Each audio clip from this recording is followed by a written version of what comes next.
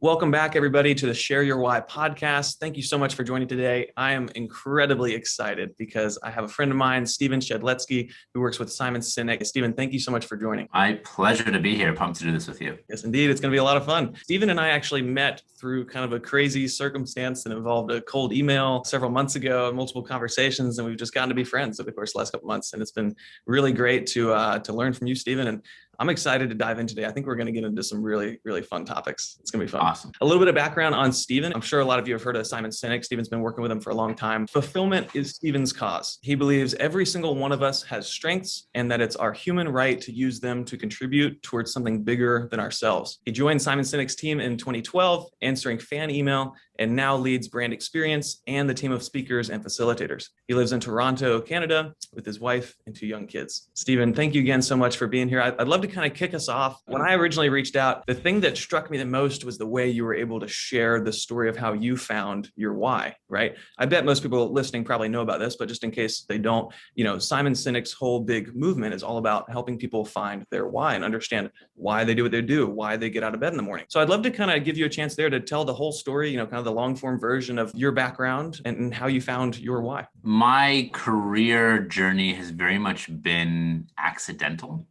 I never really had this like grand vision and, knew what I wanted to do or be. A lot of my growing has come through experience and pain. I, by accident, got into business school, took a business class in second year of university because my friends were doing it. And I thought, hey, that might come in handy. Absolutely fell for the instructor. Like, he was fantastic. He encouraged that I apply for this special program called Ivy at Western, which I did. It was kind of like a 2-year undergraduate Harvard case model business school, which was fantastic. I did things called networking that I didn't know was networking at the time. I thought it was just building relationships and trying to help each other out. Turns out that is networking at its best, and you do it very well. I got an internship in a leadership consulting organization. They were a small, not quite startup, but just, a couple years after startup firm, and they couldn't hire a new grad. So I went back to school, got hired out of formal campus recruitment. So I thought I was successful, but I neglected to really consider, who am I? What do I care about? I joined a large organization. They're an oil and gas company. Not that I care about that industry or passionate about that industry, but it was a rotational leadership development program. I loved leadership. I simply neglected to ask the company that hired me how they define the term, because there's no standard definition of what it means to be a leader. For me, I think you as well, leadership is about service. Leadership is about taking care of those in your charge. It's not about being in charge. My first day on that job, 1,000 people were let go post-merger.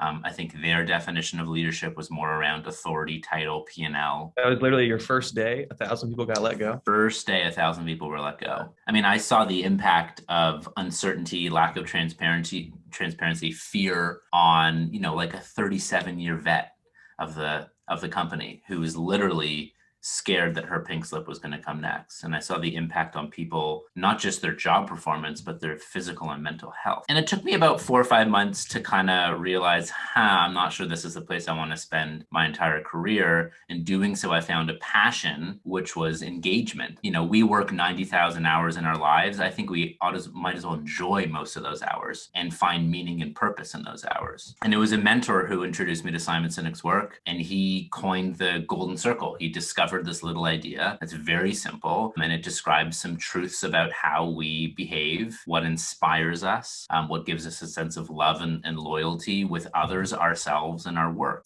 Everyone knows what they do. Most people know how they do it different or better than others. These are our values or strengths in action, but very few people can put into words why they do what they do. We all have a why. Our why is our North Star, is our purpose, cause, or belief. It's the thing that inspires us. It's comprised of 2 things: our contribution, our top strength, and our impact. And if we are able to focus the vast majority of our energy and efforts and relationships on advancing our why, it is a life well lived, and one in which we will inspire a legacy after us as well. Thank you so much for sharing. I love that. 90,000 hours. You don't usually think about it in those kind of terms, do you? One of the core things that Simon and some people at the organization talk about is this idea that your why is kind of already figured out by the time you're around 20, 22 years old or something like that. And it doesn't really change much. And for you guys, it's a little little bit more of a discovery process of like looking back and figuring out, like it's kind of already set. You just have to figure it out. And some people I've talked to that I've engaged with are a little bit more on the side of, well, you have to create it, like actively, make it be what it's going to be. I'd love to hear your take on that.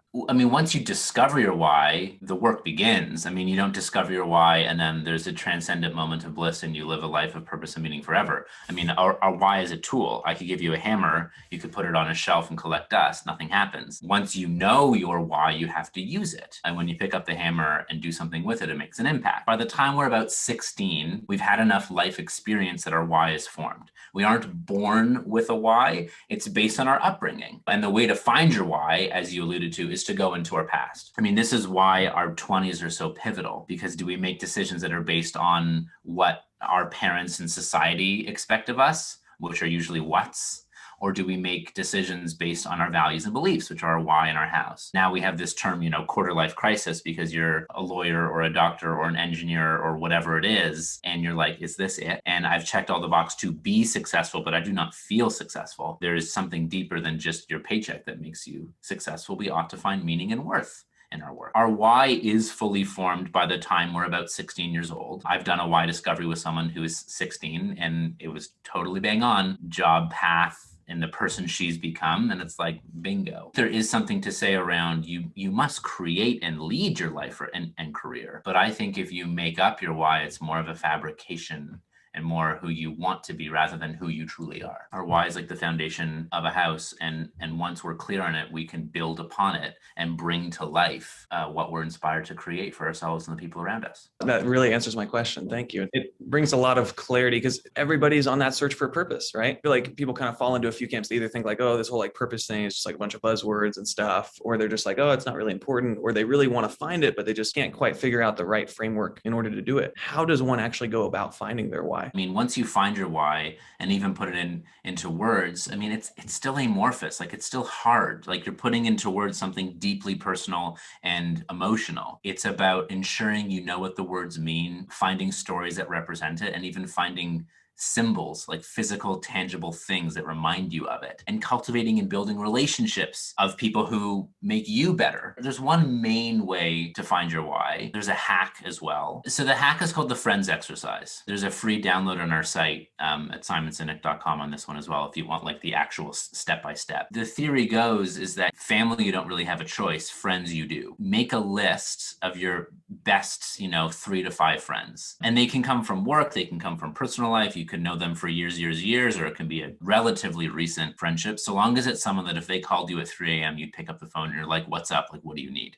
That type of friend. And you say, hey, I'm working on trying to understand who I am at my best. Can you answer a question for me? They're like, well, that's weird, but sure. And you say, why are you friends with me? Because that's a choice, right? Why are you friends with me? They're like, really? You're like, yeah, why are you friends with me? And they'll go on and rationally explain the definition of what it means to be a friend. You're always there for me, fun, you make me laugh, blah, blah, blah. Great, you've defined what it means to be a friend. What is it about me? And let them struggle. They may get silent, and it might take 2 minutes, it might take 15, there might be silence, but at some point they stop describing you and they begin to describe themselves. They talk about the impact you have on them. They say, I can just be in a room with you and I'm more optimistic. Or when I'm with you, I feel heard. And when they say something that not only makes them emotional, it makes you emotional too, they're describing the impact that you have on them when you're at your best. And you can do this with your favorite clients. You can do this with your favorite friends. You can do it with anyone who actively chooses to be in relationship with you. And you can do it for them back as well if they're interested. I remember reading a little bit about it in the Find Your Why book. To hear you kind of verbalize it brings a lot of new color to it. It's a daunting thing to do. A lot of these conversations we don't usually want to have for a variety of reasons. I think it's of service. Like you're not asking them to pad your ego. You're asking them because you're trying to find words, gain further clarity on how you can be the best you can be. It's hard to be the best you can be without knowing, having some idea, having some connection, stories, words. And by the way, you can't do it over text message. It's got to be a real live conversation. If it can't be in person, phone or Zoom or whatever works. The longer form process, and this is kind of part of my story as well, Thomas. I mean, when I Yeah. joined Simon's team, I was so inspired by the guy. Simon and I also share similar strengths and personalities. I full out outsourced my why discovery to him. I'm just like, yeah, like that's my why. I totally handed over my power and said my why is his why onwards. And turns out that was pretty disempowering because I'm my own person. And though we are similar and care about a lot of the same things, I have my own unique experiences and my own unique contribution as well. And so I went through the process to find my why. It is very hard to do this on your own. If you're inside the jar, it's very hard to read the label on it. We cannot be objective with ourselves. It's just not possible. The way to find your why, there are a series of question prompts, but you essentially look to your past. You think of your earliest childhood memories, whether they were peaks or valleys. You think of your school-aged years. You think of your favorite teachers and mentors and professors and friends and family members. And you think of specific moments, your favorite boss, your least favorite boss, the project where everything went great, the project where everything went bad. And you think of these memorable moments, whether they seem to be significant or not. The moments that tend to stand out have more meaning for you. And then the biggest thing is you describe these specific moments, these specific stories about specific people to an objective partner. And a good partner is someone who's curious and someone who may not know you that well. If you work with a spouse or a best friend or someone who knows you very well, who may be even part of the same stories that you would tell, it can cloud their judgment because they may go, no, that's not what happened. Like, whose story is this? So it's actually helpful to work with a coach or an objective partner. We run Start With Why classes, and we match people up with a complete stranger, which is really powerful. Really? Because you're both on the same pursuit to articulate your why, and they can truly be the most objective listener. So it's going through those stories, and as you go through those stories, there are just some consistent patterns and themes that become impossible not to see. You might use the same word over and over again. You have, emotional visceral response. You light up or you well into tears, and then you can use those words to help articulate your contribution and your impact. One of the things I really got out of the Find Your Why book was that idea of like a little bit of framework around how do you articulate this, right? Like, not to say everybody has to have an exact little, 7-word long sentence or whatever, but you guys, the way that you said, I do this so that it has this impact, right? Mm-hmm. And I think those are exactly the two sections that you mentioned, right? It's the contribution and then the impact. And that helped to frame it a lot for me because, like, my personal mission statement of empowering people to dream big, take action, and achieve fulfillment through their maximum potential. I realized that even though I didn't phrase it that way, it really is kind of helping people to dream big and take action so that they can achieve their maximum potential, right? Yep. So that was a pretty big realization for me. When you went through the process, did you work with a partner? I went through the process like 2 years ago. I didn't even know the Find Your Why book existed. Mm-hmm. And so, no, I did it totally rogue before. But it's funny, some of the similarities, because I did see it as a process of discovery for myself. I didn't want to try and synthesize something new or fabricate anything, like you said. I did ask some family members and some friends for some input, but definitely not nearly as structured as a way. That was actually one of the questions I was going to ask you today is like, I've been considering just revisiting it just to make sure that I've got it right. Now that I have all this new information, I've read the whole book and everything, I've talked to you. What have you found from your past experience of people kind of revisiting mission statements, articulating them in maybe a slightly different way, rediscovering a few things? What's been your experience there? It can get into semantics very quickly, but when I think of mission, I think of mission as a finite goal. Like the term mission accomplished. Our purpose can't be accomplished. That's why it's linked to our legacy. A life well lived and led inspires people to grab your torch, carry it in their own right, and bring your vision to life even further. The distinguishment between like our why, our purpose is the foundation of our house, our vision or our just cause is a world in which our why is perfectly idealized into the future. Because there's a place for a vision statement. A vision statement is, I have a dream, I imagine a world in which, and it helps paint more color, a clearer picture in people's mind's eye, such that when we make momentum, we feel inspired by that. Missions and goals are still important. They are mile markers. You and I have had a few conversations. I feel like we've gotten to know each other quite well, quite quickly. Your email was sent my way and I responded to it because this is what Simon said to me when I spoke to him. I got the sense that you were genuine. I got the sense that you were a giver, and you reminded me of me. I want to help a younger version of me to create a better future for me and my kids and the world around us. When I hear empower people to dream big, take action, I mean, you are an activator. There are people who go like, oh, I have a good idea. I'm just going to sit on it. Like, that is not you. Not It at is all. not you. And any strength overdone can derail into a weakness or a blind spot, right? And I'm similar. I have activator as one of my strengths, which is when I have an idea, I want to do it. I want to do it now, which means that I can piss off my wife when she's like, can it wait 2 hours? And I'm like, no, it needs to be now. It really doesn't. It can get me in trouble when I don't check in with my team. If I Mhm. make decisions and I'm co-facilitating or working with a team and I haven't checked in with them, it can actually leave them behind, or I missed valuable input. I've not really met anyone who is purpose oriented, who's like, I don't need to talk about my why anymore. Like, been there, done that. So even if you were to revisit it, the fun is, how many more stories, how many more things have you created? What dots from the past have you yet to connect that really brings it to life? And the strength of your why is not in how many great stories you have from your past, it's how many more you're creating in the present and going ahead. And so even if it's been a couple of years since you've revisited it, you've had a lot of life in the past couple of years. And it can be a fun, introspective, reflective activity to talk through what have been the times when you've really been nailing it, and what are the times when things have been wonky and out of balance. When people experience stress, oftentimes the first place they'll go to is their why, but it can be more beneficial or more impactful sometimes, or helpful, to go to your hows as well. You could say to me like, hey, Shed, we want to bring you into our organization and help us become a more inspired, safe, and fulfilled place to work. And I'm like, amazing. Yeah. And you're like, great. It's a 6-month project. You can only work on us as your client. You have to work alone, and we have an office space for you in our basement. And I'm like hard stop. Like, that is not a good setup for me. It may be for others, but I'm highly extroverted. I love being a part of a team. I enjoy variety, and I like looking out windows for inspiration and just to get lost in my thought. Can I make some negotiations on the setup of this? Can I work with a team? And can I work on more than one client? Because I actually learn from a variety of things. And if I'm working on other clients, I'll bring better stuff here. And if you're like, that's great, then I'm like, giddy up, let's do it. If you're like, no, it's got to be that way, I'm happy to make a referral to my introverted buddy. So it's not just an alignment on why, it's an alignment on hows as well.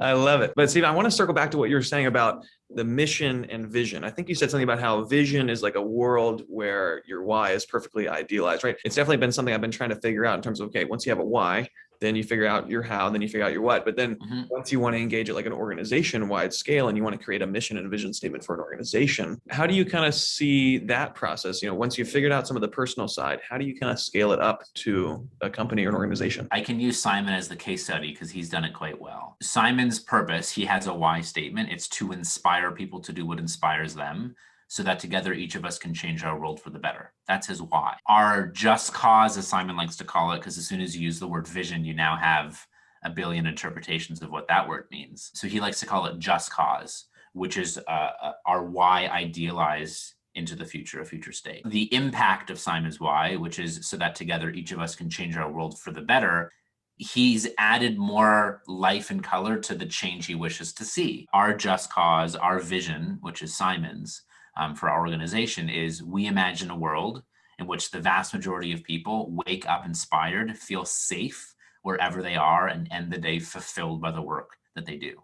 So a more inspired, safe, and fulfilled world. That is our vision. As we accomplish things and hear more stories of that impact happening, we know we're filling that jigsaw puzzle out more. There's one of 3 places, or multiple places, that you can find the why of an organization. One is if you have a sort of crazy idealist visionary founder who's very compelling, people are influenced by, attracted to their personality and their vision, chances are their why is the why of the organization. This is a Sarah Blakely of Spanx, or a Malala, or a Richard Branson, or a Steve Jobs, or a Henry Ford. List goes on. Their individual why is inextricably linked to the why of the organization. So Simon, as our founder and our visionary, his why is the why of the company. We're encouraged and inspired to take that and do what we can to help advance it in his vision and our own interpretation of it. It can also be the origin story. So in the case of a Henry Ford or even a Steve Jobs, who are no longer with us, we can't do their one-on-one why discovery unless it's already been done, but we can go to the origin story, or we can go to the archives, and you can still design into the future using the origin story. For what reason was this organization created in the first place, and how can we stay true to that? The third place to find the why is a cross-section of the organization. We call this the tribe approach, but you find people who are zealots of the organization, people who live and breathe and are wonderful representations of the organization at its best, its culture and beliefs being lived. And you ask these people a simple question: what makes you feel proud to be a part of this organization? And share specific stories and specific people that bring that to life. It's the same process we use for an individual. Instead of applying it to an individual, we apply it to the experience of the group. And I've done this a few times where we've done all three, where there's a crazy visionary idealist, we do their one-on-one why discovery. Sometimes we can still look back to the origin and do the cross-section tribe approach, and like they're all the same, which is the sign of a strong culture as well. If it's not somebody's name, like how can other people at the company relate to a certain mission, vision statement, or why statement, or just cause? Hopefully they see themselves in it. It's what they want for themselves and the people around them. I've shared with you that the why has contribution and impact. What a just cause or vision statement does is it takes that impact and it adds more to it. It more clearly explains this is the world we wish to live in. It's Martin Luther King Jr. saying, I have a dream. I see a world in which we're evaluated on the content of our character, not the color of our skin, right? And he's to stand for a more just and equal world.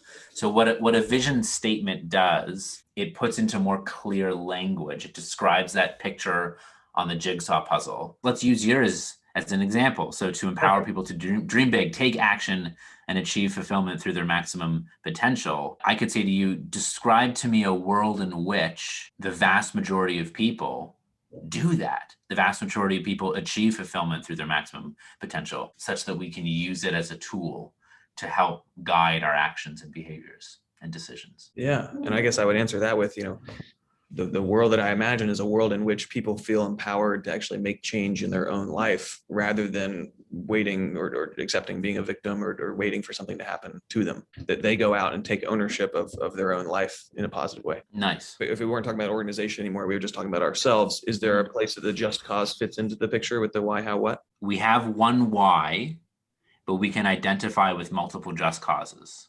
Mm-hmm. Not all of us are visionaries. Only about 2.5% of the population are visionaries. I think sometimes we set people up for failure when we're like, you have to have vision. No, you don't. But you need to find a vision with which you identify if you want to lead a life of inspiration and fulfillment. Our why is fully formed by the time we're about 16. But yet we can have a just cause for our work. We can have a just cause for our family. We can have a just cause for our friends. We can have a just cause for our community, our faith, whatever it might be. I identify with just causes around work we need to do with the climate crisis. Me personally, I have a why, which is fully formed and not going to change, which is to engage with people in meaningful ways so that we connect with depth and live in a more fulfilled world. And my why nests underneath Simon's. My why is in support of his. I can still identify with multiple just causes, multiple visionaries. I follow Simon's work and I follow other thought leaders' work as well. Brene Brown and Susan David and Adam Grant and Malcolm Gladwell and Dan Pink, and the list goes on, because they all in their own unique way are helping to advance a world in which people have deeper relationship with themselves, the people around them, and the world around them, and get to work on experience greater fulfillment for themselves and the people around them. Stephen, you over here blowing my mind, man. This is fantastic. I really appreciate you sharing all this. It really helps a lot. How do you visualize how some of this work that Simon does and you do with why, how, and what, how does some of that collide or nest into or fit with people's faith and people's religious beliefs and things like that? I'm really curious to hear your thought there. Every religion I believe that I've encountered stands for service to thy fellow human being. I've worked with people who and help them articulate a why statement of which they bring in their faith within their why, to which I say to them, if there's someone who's outside of your faith that you have an opportunity to serve, would you serve them? And every time I've heard absolutely. And so what I would say is that if someone identifies with a particular faith, it's actually probably one of their whats and not their why. It's a tangible representation of how they bring their why to life. What's wonderful is we have many whats, one why. And so I've had people who have Muhammad or Jesus or God in their why, and I simply offer them that if there's someone who doesn't share in your faith or belief, but is still a human being and still is trying to do good, would you serve them? And they go, absolutely. And so I simply invite them to say that is a absolute big part of who you are, but I invite them to put it into their what's rather than their why.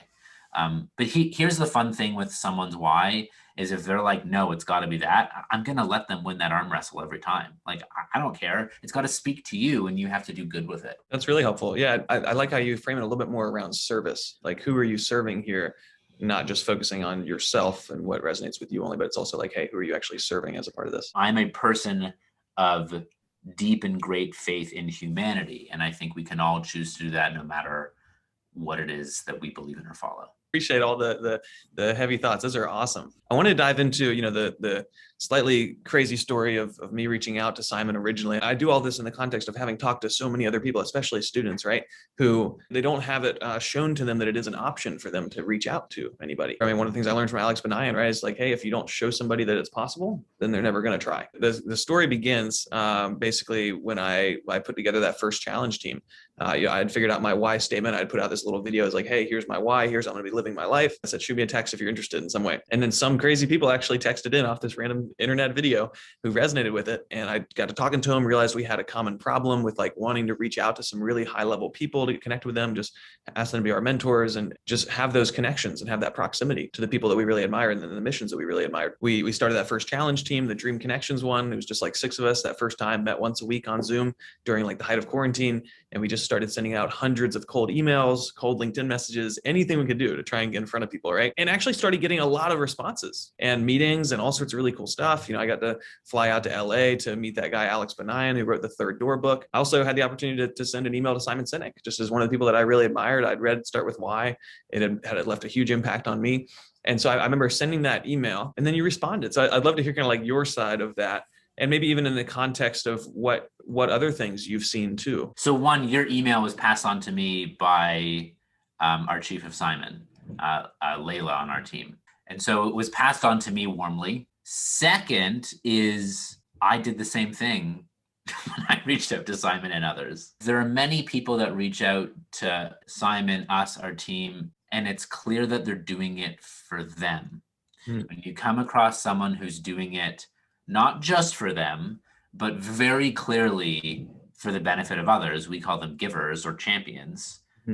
One of my houses, Feed the Hungry. I want to help people who want to be helped. I want to help people who want to then go on and help others. I'm all for the third door so long as it's not at the expense of others and so long as you lift and help others up. You don't have to wait in the queue. You can find a way to get in, but then help all the people in the queue as you're doing. Anyone want to learn this stuff and apply it? Like, it's no secret, like open to the public. There's an email that I've written. It was the one that got me a conversation with Simon, which is, here's how we know each other, or here's a common connection. So I'm not just completely cold. Here's why you inspire me. If you get this right and they're legit, they'll keep reading. Here's what I'm inspired to do because of said inspiration. Here's how I think you might be able to help me. Can I buy you a 15-minute coffee? That's such a cool story. I appreciate you sharing. One of the things you and I have talked about previously is this idea of like the traditional idea of the mentor-mentee relationship is very like one way, only pass down wisdom or what, whereas I think what you and I resonate with a lot more is this idea of like, hey, we have something to learn from everybody. The people who I've been able to find who also believe in that, it always turns out to be such a fantastic connection and relationship. How did you first come around to that idea, or kind of what color do you put to that? The notion of a mentor-mentor relationship is something Simon's taught me, and he learned it from, there are some very high level, impressive people who became mentors to Simon. And there's one in particular, a guy by the name of Ron Bruder. And he was over at his house once And he left his house, and as he was leaving, he just turned to him, and there was no like formal like, will you be my mentor, or like a mentor match. Like, it's kind of like a friend. Like, it's like, you don't just walk up to someone like, you're in kindergarten and say, will you be my friend? Like, it just happens. It's organic. And so Simon was leaving Ron's house, and he said, I'm so happy that you're my mentor. And Ron said, and I'm happy you're mine too. And like, Simon got it, and he went, oh my God, these relationships, they aren't one way, they're two way, and they're mutual. Anyone who labels themselves a leader, but empathetic, like if someone says I'm empathetic, like, run. If someone says I'm an expert, like, the definition of an expert is you kind of feel as though you have nothing more to learn. I'm more of a believer in being a student. And so when you're a student of something, you always have more to learn, and you always have more to give. I've learned a lot from you in the conversations that we've had. I don't consider myself better than you. Have I had a few more years experience? Sure. But you've also had way more experience in other things that I've never had experience in. So I'm a big believer in relationships where we help each other out. I think that is the definition of a relationship, or at least a healthy, thriving one. I like it, Stephen. I've got two more things I wanted to make sure and touch on as we're kind of coming to a close here. One of them is just a big place where I feel like I could really use your advice, to be honest with you. The digital marketing agency I run, 9 Miles Media, that I run with my brother, we've got 11 people on the team now based out of downtown Raleigh. And I've been trying to kind of help our HR person kind of revolutionize the way that we figure out who is a good fit to work here or not. I've read a lot about how there's kind of like an inflection point with a lot of startups where it's kind of like, hey, first like 5 or 6 people, you don't really have to worry about it that much. You just kind of feel it out. But once you get past that, or once you get past 10 or so, it's a little bit more difficult. So that's just a big goal of mine personally, is to get better figuring out who is a good fit, ideally as efficiently as possible. And I want to make sure that we're bringing the right people in, especially at a smaller organization where every person you bring in is like 10% of your culture. What sort of qualities do you look for? What sort of ways do you even go about assessing whether or not somebody's a good fit to come work at an organization? It helps, certainly, for you to have, in language and stories and collateral and marketing, easy to access, a clear description of who you are at your best, to make sure that the audio matches the video, that there's nothing worse than saying, this is the type of company we are, and it is so vastly, there's such a big delta between who you say you are and what it's actually like to be with you or work with you. That's the definition of inauthenticity. It serves you to have a company why, a vision, values, not just, I think it's like 95% of companies all have the same values, and they're all articulated in the awful way, which is as nouns or adjectives. Like respect, autonomy, like they're described so passively. I'm a big fan in describing our values as verbs or action statements, because we cannot do a noun or an adjective, we can only do a verb. So I'm a big believer in, instead of integrity, say, do and say the right thing, even if no one's looking, especially if no one's looking. If it's honesty, tell the truth. We need to get some definition around who we are at our best. Sure. Also, as a promise that if at any moment we are not that, we've created a safe enough culture where people can speak up and say, hey, I don't feel like we're honoring this value, or I don't feel this one is being brought to life. And do the leaders create a space where that's rewarded rather than suppressed or punished? Because as soon as you punish someone for honesty or don't deal with it well, you successfully disincentivize everyone from telling the truth. You need clarity yourself. And then anything you dare broadcast, you got to work really hard to constantly bridge the gap between who you say you are and how your people experience it. The greatest leaders among us are curious, value people's feelings and opinions, and then do something with it. Too often we design recruitment that gets an understanding of people's skills, but doesn't get the sense of their attributes. Skills are things that we do. They're easy to test, assess, and measure, like how fast can you type? Can you make a sales call? Attributes are what happens when you get rejected on that sales call. What's your natural tendency and your natural response? And so I think we have to bring those values to life and understand the attributes that make people successful in the organization and in particular roles, because there's a fit both for the organization and then there's fit for particular roles.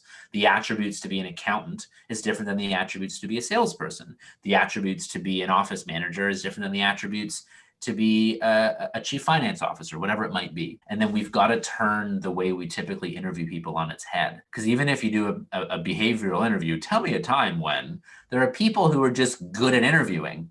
It doesn't necessarily mean that they're going to fit the culture. So one of the things I really encourage people to do is, if you really want to see someone's attributes in true colors, throw them some stress, uncertainty, and challenge. My sister was interviewing for a job where adaptability was really important. The ability to improvise, think on your toes, treat people with care and empathy when they don't get it or they're being difficult. In the final interview, there was a panel of interviewers, and one of them out of the blue said, "Teach us something you're passionate about." She went, "Okay." She very quickly said, shit, like, what am I going to do? And she said, "Okay, everyone stand up." She said, "I love dancing. I'm passionate about dancing. I'm going to choreograph a dance and teach you all how to dance." Didn't rehearse that one. I really think we ought to build more stress, uncertainty, and challenge into our interviewing process, which is take them out for a meal, see how they treat the wait staff, go to an escape room. Say, "Hey, this is this is team building part of it." Like, it's really hard to fake an escape room for 45 minutes. Do they shrink when there's conflict? Are they over assertive? Do they push people out of the way? But like, you get a sense of that. Like, it's really hard to fake that one. And even in the context of remote work, have a senior person or a junior person bump in late into the Zoom meeting and see how they respond, if that's an attribute around patience or accepting people, whatever it might be. I think we need to create interviews that are more experiential rather than simply sitting across the table from someone and talking. When you break out skills and attributes, right? I think skills, I'm totally clear on like how to verbalize that, right? Like how fast you type. On the attribute side, like I love the metaphors of like, hey, what do they do when they get rejected, or what do they do when they fall off the bike? What are just some examples maybe to get me thinking on how you would verbalize the attributes? So this actually comes from, I need to source this work, which is my friend Rich Davini, who's a retired Navy SEAL. This was born from Navy SEAL selection. Who are the people that make it through BUDS, which is basic underwater demolition training, SEAL training, and Hell Week. And they do things like, carrying telephone poles across the beach and doing underwater surf stuff. They do these things to test you to see, can you make it through? Rich categorizes 5 different buckets of attributes. So there's grit, drive, leadership, mental acuity, and team ability. And under each of those categories, there are 4 or 5 different attributes. In our last little bit of time here, what I'd love to ask Stephen is, I know we've gotten to know each other a little bit, even just over a short amount of time. And I really admire just your story in it and the way that you're able to verbalize and everything you've done. I'd love to very honestly ask for your thoughts or your feedback on what I'm doing. I have a lot of time for you. You're not showing up for you. You're showing up to serve. I love the speed and pace at which you work. You have an idea and you're like, let's go. You do it for people and you bring people along with you. The one thing I would offer you is to slow down. Both in, like, sometimes you're a quick talker, which means I might miss something. And so if you study Obama, like, his words per minute, but it's talk less, say more. It'd be interesting to see, because I think sometimes your default is go, go, go. And I'm curious to see what happens if you just tested with slowing down, asking for one more opinion before you hit fire. You might try and be like, yeah, that's not for me. Ooh, this could be fun for you. Yeah. Take a day where you're not allowed to make a decision. And when someone from your team comes to you and says, what do I do about this? You have to go, what would you do? That's just something that I think you could play with, is what's possible when you slow down and get out of action, just to play with some opposite. Yeah, really appreciate it, Stephen. If you've yet to check out David Marquet's work on Turn the Ship Around, we all use the word empowerment, but he actually does it. And he did it inside of a nuclear powered sub in the US Navy as a captain. Because he had no other choice. It's a fascinating story. There's a great 10-minute animated video on it as well. So that's one I would highly recommend. We'll definitely check it out. The last question, Stephen, and we'll wrap up, is just, if you had to say one thing for me that would apply to me or other people, young people like me, as just a piece of advice that you have, like, what would that biggest piece of advice be? There's an African proverb which says, to go fast, go alone, to go far, go together. And I think you get this more than most. The 2 most powerful human forces are hope, optimism, and accountability. Hope, optimism is the belief that tomorrow can be better, and accountability is the fact that we are better together. And that we can build that better future together. I can tell you tomorrow morning I'm going to go for a run before my kids wake up. I'm going to wake up at 5:15 in the morning. I'm going to go for a run. Like, nah, like I'm good. Like I give up on myself multiple times in a day. I'm very good at it. But better than that is upholding my commitments to someone that I care about and someone who cares about me more than I care about myself sometimes. Find something you believe in that lights you up and then go together and do it together and you will go far. Thank you so much, Stephen. This has been such a joy. I really do appreciate you just being so honest and transparent about sharing your own story. And I can tell that you're a giver. I can tell that what lights you up is sharing your own experiences with other people in the hopes that we can all live more fulfilled lives. So I really appreciate that. And I appreciate you coming today. Thank you. Total pleasure and honor. And we'll do it again sometime as well. Sounds like a plan. Hey, where can people go if they want to engage with you or engage with the work that you do? Yeah, so all roads lead to simonsinek.com. If you're interested in more of our work there, tons of live online classes and fun stuff like that. And for the time being, I believe I'm the only Stephen Shedletzky in the entire world. So if you Google me, you can find me. I'm most active on LinkedIn, so feel free to connect on LinkedIn. I can't relate on that with my last name. I love it. All right, Stephen, thank you so much. Hope you have a great rest of the week. You too. Cheers.